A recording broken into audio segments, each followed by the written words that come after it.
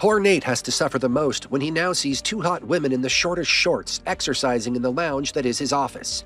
Nate and Tommy go to the deposition. Nate gives them a copy of the file that shows they reported the plane theft to the FAA. When asked about reporting it to the local authorities, Tommy tells them he wasn't regulated to do that, as it is the job of the FAA to do that. He mentions how he doesn't manage the planes, so he can't even call it a theft. However, the lawyer from the other side objects as if he is in a court trial. Rebecca cuts him off, telling him this is a deposition, and he shouldn't have asked the question if he didn't want a proper answer. However, the lawyer seems to be an arrogant misogynist who passes derogatory comments at Rebecca. Well, that doesn't work out nicely for him because Rebecca knows how to shut down people legally and logically. The older man gets the recording to stop and steps into the boardroom to have a meeting with the counsel. Inside the room, that lawyer once again makes snarky remarks, making Rebecca remind him his remarks can be legally challenged, and she has 6 witnesses for that too. Rebecca then gets back to the topic, calling them out for using a private road owned by her client for their trucks. The person tells her they had permission from Tommy, so Tommy is called inside. Tommy tells them it was only for the time the other road was being used for reconstruction, and no request for extension of that was suck. She then turns to TTP, telling them they used the road without permission and the plane in question was stolen and was being used by the thieves at that moment. But even if it wasn't, it was a private road, and the road owner, Tommy, had the right to use it however he wants. She then adds the derogatory statements, on record, made by the lawyer that could serve as a good lawsuit for multiple charges, landing them in trials for about 9 years. So unless they want something of that sort, they should sign whatever settlement Nate writes for them and end this matter. To say Tommy is amused would be an understatement. Coming out, he asks her to get some celebratory beer, making Rebecca call him out for making a pass.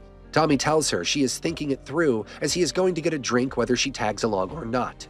Hence, Rebecca decides to tag along. Angela and Ainsley are chilling by the pool, but Ainsley is getting bored, so Rebecca decides to take her to the country club. In the cafe, Tommy and Rebecca see a prostitute, which Tommy doesn't support. Rebecca questions if she never had any other choice, but Tommy tells her to look around and see all the waitresses working hard.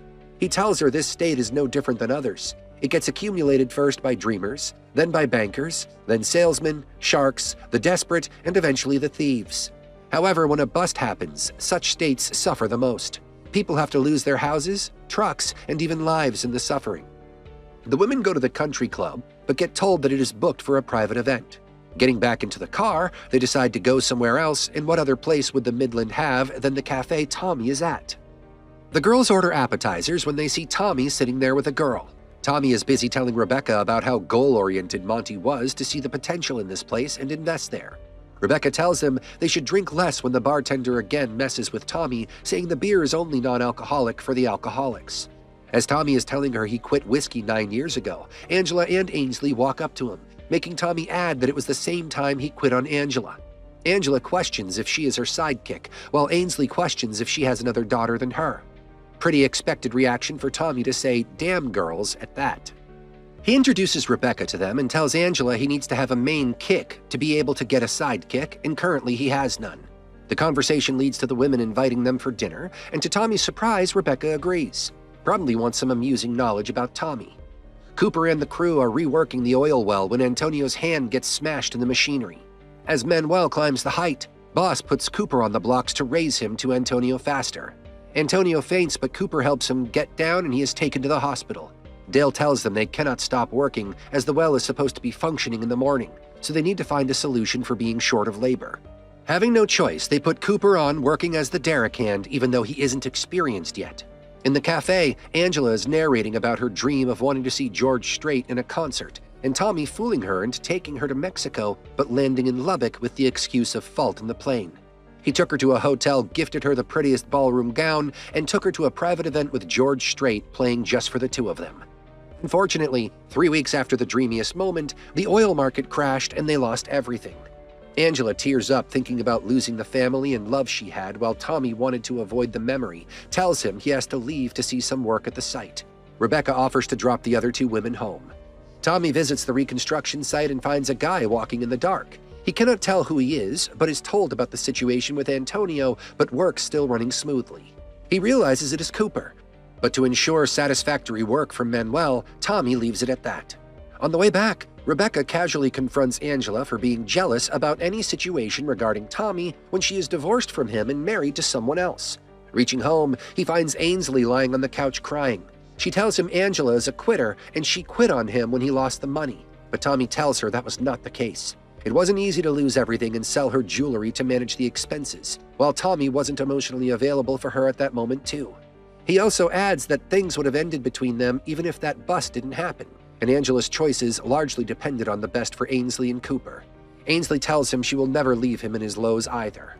Walking up to the room, Tommy hears Angela sobbing on the bed. Sighing and mumbling about every woman in his life crying, he goes to her to console her. Angela tells him they had a perfect family, but Tommy reminds her they were in a terrible marriage with momentary events of happiness. It was mostly physical intimacy and him making her laugh. Angela tells him she can live off those moments before getting up and telling him she will leave her current husband to be with him. Tommy reminds her how rich her current husband is, and that Tommy himself currently lives with 2 roommates. But Angela just wants him to say yes, and she knows how to seduce him into that. Nate almost gets a heart attack due to seeing Ainsley walk up to him after a sleepless night and being overstimulated by coffee. Tommy comes in telling Ainsley to wear more clothes for the sake of the other 2 men's lives. She tells him he'll have to buy them then. Ainsley then notices the peaceful interaction between her divorced parents, but Angela's wink at her makes it clear that Angela is staying, and the divorced couple is going to give each other another try. Tommy chuckles awkwardly at the messed up family hug, but deep down the man sure is happy with the most important women in his life. Going to the site, he gets to know that the well has started functioning, and it is functioning well. He gives the good news to Monty that their gamble turned successful. After that, Tommy asks Boss about Cooper's work, making Boss praise Cooper that he stepped up big time when he was needed the most and worked efficiently like he has been doing this work all season.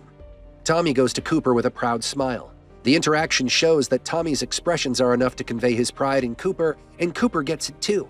He tells Cooper that he should meet Angela and they are going to try again because he is stupid. Cooper chuckles softly at that as Tommy leaves. After a few moments, Cooper gets a call from Ariana, who sounds tense and choked up, and tells him she wants to meet him.